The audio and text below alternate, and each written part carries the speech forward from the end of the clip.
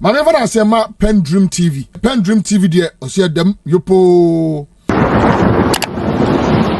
Conclude with the thoughts of Comrade Kwesi Pratt Jr. Over to you. Well, I mean, as soon as this article was published, I think sometime Wednesday morning, I expressed the view that this is the voice of President John Dramani Mahama. And I still believe very firmly that this is the first shot coming from the president himself. Because I cannot imagine any situation where the executive secretary to the president would make comments on such an issue without reference to his boss. It won't happen. In fact, if it happens, under any rational circumstance, the executive secretary will be fired. And since this article was published, there's relative calm in the presidency. I haven't heard of any ripple effect in the presidency and so on. So my belief that this is the voice of President John Dramani Mahama has become firmer. The other thing that I want to take into consideration is the fact that this is not the first time that Dr. Callistus Mahama has done something like this. Where there have been very controversial national issues and so on, he has intervened. And his interventions up till now have been very mature, very well thought through, and very well written. In fact, this particular intervention is so well crafted, that if he did it without help, then he must be seen as a master writer. There's a work of art, brilliant work.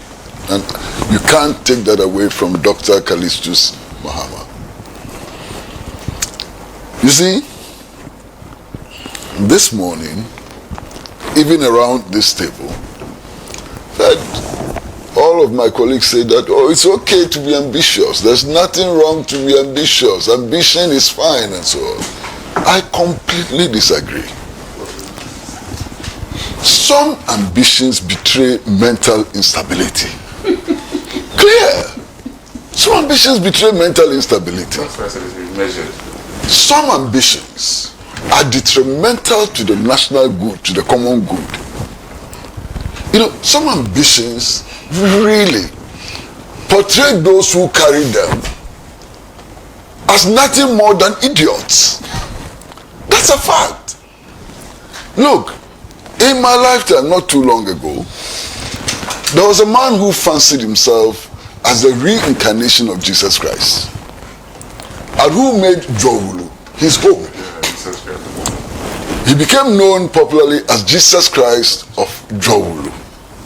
This Jesus Christ of Jowulu believed that if you take your bath, you won't go to heaven, and created a very smelly enclave in Jowulu. And the final analysis, it took state security to drive him out. He was a very ambitious person. To aspire to be Jesus Christ, I would suggest, is more weightier than aspiring to be president of Ghana. He had ambition, but he was a madman, complete madman. And it is madness which fueled his ambition. We have heard all the stories about all the serial killers, the prolific serial killers and so on. They had ambition. For some of them, the ambition was to kill as many as possible and to evade arrest. They were ambitious people. They were crazy. They were murderers. Why? Hitler didn't have ambition. Was Hitler's ambition correct? Obviously not. So it's not every ambition that should be glorified, and it is not every ambition which should be pursued. Now, there is something else that I think is important in this discussion. All of those who are nursing, displaying, and pursuing these ambitions, some of which are totally crazy, you understand? All of them elected not to act as individuals. If you belong to a political party, the only meaning that can come out of that is that you have agreed to make your personal ambition subservient to the collective ambition of members of the party. You can't be a member of a political party, especially its leader, and think that your ambition is the most important consideration in that party. It cannot happen. It must not happen. Membership of a political party imposes responsibility, and one of the key responsibilities is the subjection of your personal ambition to collective ambition. So in discussing this ambition thing, I think that we need to take all of these things into consideration. But you see, today, how can anybody serving in this government or any other government pursue his or her personal ambition to become president without creating factions? Tell me, we are all condemning factionalism.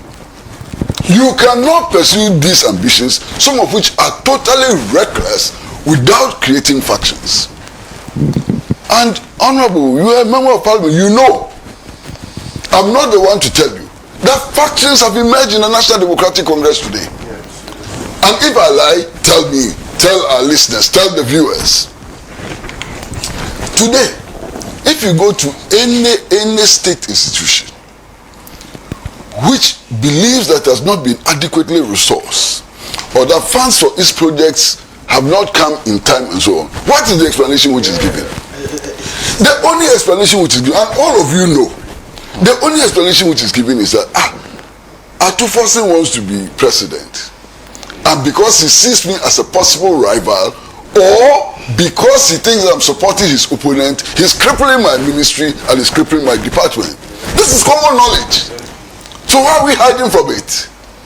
So the machinery of government is suffering as a result of these declared and undeclared ambitions. The factions have emerged. Now, imagine today that the National Democratic Congress has to do something which will bring credit to the party. And if it brings credit to the party, it obviously brings credit to those who participate in engineering that something. Do you think that those who see Asiedu Nketia as a rival will put in everything they have to make sure that something succeeds, which will make Asiedu Nketia more popular than them? Do you think that that will happen? Put on your thinking caps. Do you think that that will happen? It will never happen. So this factionalism is eating at the party. It's eating at the party. It's destroying the party and so on. And that is why, over the week, I've heard many commentators in the NPP jubilating over this apparent crisis. They are happy. If they want to fight, let them fight. Why stop them? Let them be ambitious. You know, we are waiting and so on. Why? And all of these people involved in this are adults. They have scalds on their neck. They should use the scalds on their neck. You understand? Should they be told? Should they be told? Solomon has made a certain point, and I don't intend to amplify it beyond a certain level and so on, that at least there's one person who does not appear to be pushing a personal ambition. Solomon, you made that point. And everybody is wondering why. Why is the vice president not pushing her ambition and so on and so on? The only time I've heard her speak about this race was when she was asked, and she said her commitment, her only commitment, her prime commitment is to make John Mahama succeed, to make the NDC succeed, to make the NDC leave a legacy. If I like, tell me. And that it is that legacy which will determine the future of the NDC. Why can't the others behave the same? Because you see, no matter what happens, if by 2028 the 24-hour economy project does not show results, you are out of power. 133. You are out of power. If by 2028 the dreams embedded in the books, big push project are not realized, you are out of power. If at the end of your tenure, people think that you have not pursued the principles of probity and accountability to its logical conclusion, you are out of power. If by 2028, cadres of the National Democratic Congress don't get any sense of relief from their problems and so on, you are out of power. So these are the things we have to focus attention on. You have been in power for how long? For close to 18 months. And all we hear is that this is the one going to succeed Mahama. That is the one going to succeed Mahama. Are you people crazy? You think that Ghana cares? You think that the woman sitting at Agbobushi market, who took her goods to the market and has not been bought and so on, is worrying herself about who is going to take over from Mahama? When the lights go off, you think that we worry? That's our worry? So focus attention on what the problems of the people of Ghana are and deal with those problems. If you deal with those problems adequately and people begin to have confidence that the NDC is a party which keeps its promises and that anytime the NDC comes to power, there's improvement in their life and so on, who would not vote for you? But if at the end of the 8 years, things are what they may be, you can go and bring the angel Gabriel in a white gown, make him your candidate, and you will lose. It's clear. It's clear. Look, and there are all kinds of problems. First of all, I do not want to make a submission which suggests that all the people who have been mentioned are actually pursuing that ambition. Okay, but they have been mentioned. And it's because they have been mentioned that I'm going to use them to illustrate the point that I'm making. You see, in this system, from all that we have been told by the president himself, it is clear that the chief enforcer of discipline in the party is the chief of staff. The president has told us. Indeed, when he met the ministers and they went through the code of ethics and so on, he said the chief of staff will be the enforcer. How can the chief of staff be enforcing discipline in government when he declares his ambition and is seen as a leader of a faction within that government? How is that possible? It is not possible.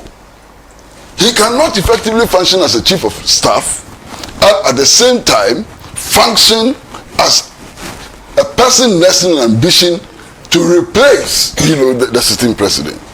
In any case, if you look at the hierarchy, president, the next person in line is the vice president. All of these people who are being mentioned as nursing ambitions have to work to the vice president. How is that possible when she's sitting there and everything points to the fact that they are preparing to come and remove the seat from under her Kominini? You understand? How is that possible? So it creates unnecessary tension. It diverts attention from the developmental needs of our people, creates factions within the government, and ultimately cripples the government machinery. Now, you listen to some of the explanations, and it's shocking. They say, oh, it's a normal phenomenon. There's a phenomenon of the lame duck. You've heard it. They say it, lame duck. And that when it's getting close to 2028, and some say as close as 2027, President Mahama will have no authority. And therefore, everybody can do as they please. They are thinking like this. And the president is sitting there watching them. I fully agree with Solo. I fully agree with Ninoy. Sack them. Simple. Sack them. This first shot should have come a long time ago. By now, we should be seeing the sackings. Sack them. Those you can sack them. Those you can't sack, show them the red light. Why? President, show them the red light and let's see what happens. I mean, it's incredible. And there's so many things that I'm constrained. I can't say, because I mean there'll be questions of how did you know and so on. I mean, so many things. But you know, you are a member of the NDC. You are an MP. You know. And I was expecting you to say them. No, I'm not on you, Master. I'm not on you. Why? There are so many reports of party cadres with legitimate organizational problems, not personal problems, going to headquarters and not finding anybody to speak to. Haven't you heard about that? Haven't people from your region told you about that? Because people, instead of focusing on doing the job, are out there campaigning, dreaming of becoming president. Incredible. Look, empirical studies have shown, and I'm not talking about guesswork and so on,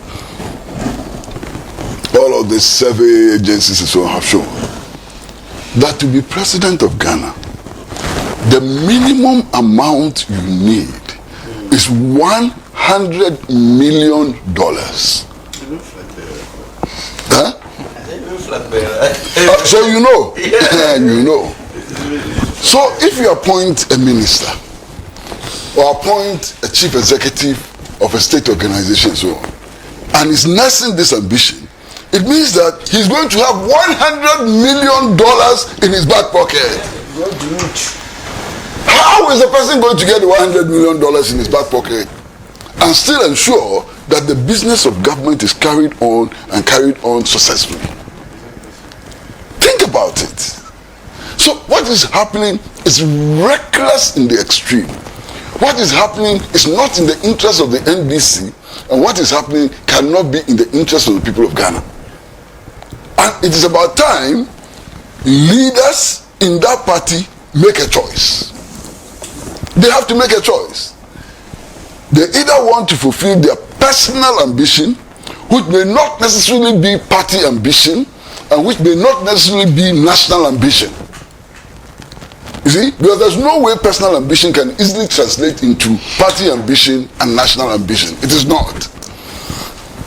So if it is personal ambition they want to pursue, they should clear out of the party and clear out of government and go and pursue their personal ambitions. Unfortunately, they don't want to clear out because they think that party positions and government positions gives them an edge over others. You understand?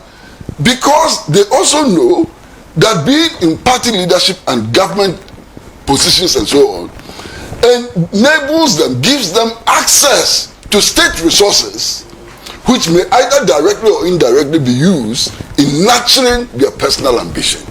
We should not allow that to happen. We should not. Ghana should not allow that to happen.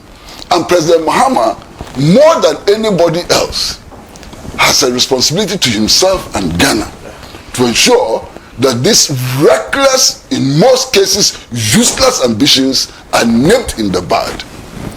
Masha, we are all around. You understand? Some of these people who are jumping over themselves and dreaming that they too will be called excellencies and that they will drive in convoys and so on. Master, you know them.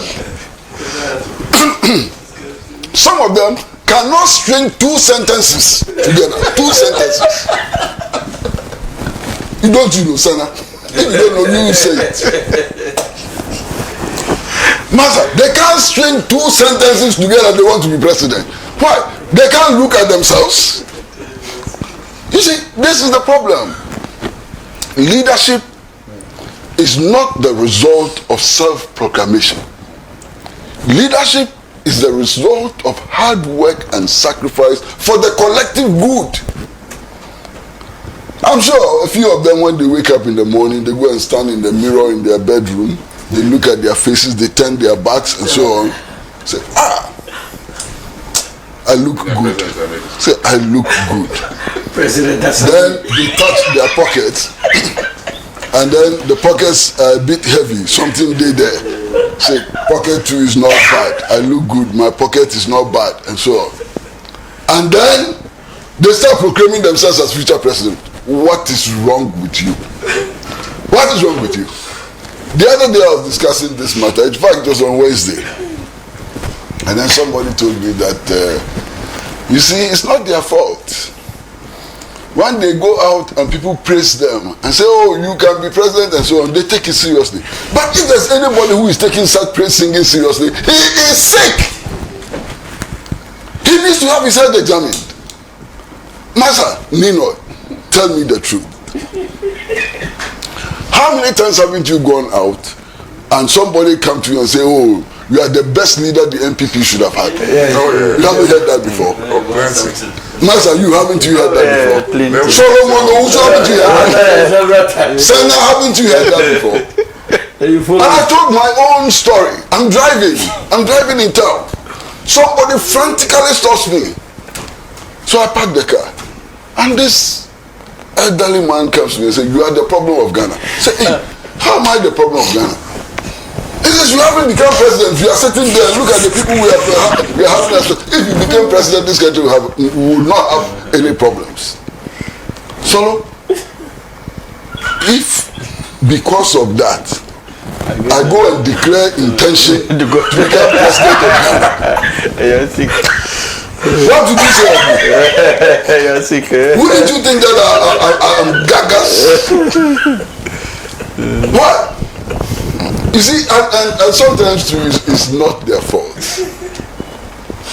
Some of them have had very little education. I do not mean the kind of education which results in the award of PhDs and so on. They've had very little education. They probably don't even know the story of Don Quixote. Some say Don Quixote and so on. Don Quixote. They are behaving like Don Quixote.